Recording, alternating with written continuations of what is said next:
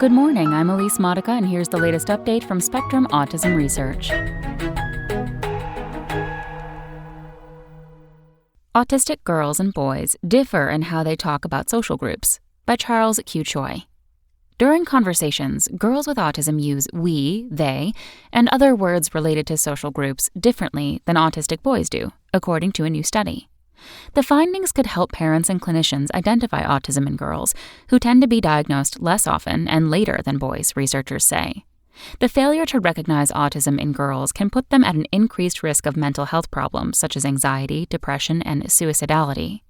If girls with autism are not properly understood, then these girls may not get access to the proper resources they need early in life to get the support they need to flourish and reach their full potential, says lead investigator Julia Parrish-Morris, assistant professor of psychiatry at the University of Pennsylvania. To gain insight into gender differences in problems with social communication, a core trait of autism, Parrish-Morris and her colleagues analyzed how girls and boys with and without autism talk about other people during unscripted conversations. This is one of the few studies that have used natural language samples and not just responses to standardized tests to examine the difference in social interest between boys and girls with autism, and typically developing boys and girls, says Jenny Burton, a speech-language pathologist who was not involved with the study. It is also one of the few studies to support the idea that, compared with autistic boys, girls with the condition have strengths in social interaction and motivation, she says. Word search. The scientists recorded audio and video as each participant took part in an informal 5-minute get-to-know-you conversation with an undergraduate student or research assistant. The sample included 17 girls and 33 boys with autism, and 15 girls and 22 boys without the condition, all aged 8 to 17 and matched for age and intelligence quotient. They also matched the autistic children for levels of social impairment. Computer programs transcribed the conversations and counted the number of plural personal pronouns, those that refer to groups of people such as we, us, they, and them, as well as words with social connotations such as family and friends. The researchers then calculated how often a child used these words relative to the total number of words he or she said overall.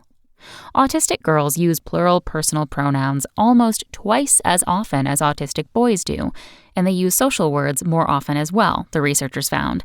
The study was published in November in the Journal of Child Psychology and Psychiatry. The findings may indicate that girls are pressured to conform socially, Parrish-Morris says. Pronouns can give hints about social embeddedness or the sense of social belonging, which matters with conditions with social challenges such as autism. The findings agree with previous research suggesting that autistic girls are more motivated to socialize than autistic boys. For instance, autistic girls tend to hover near other children on playgrounds, whereas autistic boys tend to play alone. Autistic girls also use they and them more often than non-autistic girls do, the study found. Such heightened discussion of groups autistic girls are not members of may indicate they are aware of their social exclusion, the scientists note. Saying we did this and that is a very different frame of reference from saying they did this or that, Parrish-Morris says. Not a monolith. Overall, the study shows that autistic children and adolescents use significantly fewer plural personal pronouns than their non-autistic peers do. If the same pattern holds true for even younger children, diminished or atypical use of personal pronouns might prove useful to flag children for diagnosis, the researchers suggest. The findings underscore the idea that autism is not a monolith. It manifests differently across sexes and genders and ages and cultures, Parrish-Morris says. As a next step, researchers could explore how autistic girls and boys differ when talking with other children instead of with adults. Future studies could also analyze the specific socially connoted words autistic girls and boys use.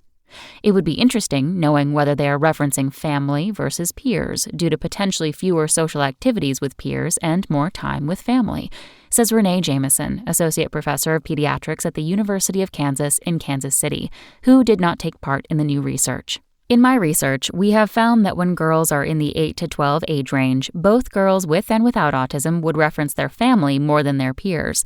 But as they grow older, we would expect girls without autism to shift to more external social groups, but girls with autism would not shift as much. That's all for today. Check back on Friday for more content from Spectrum Autism Research or go to spectrumnews.org.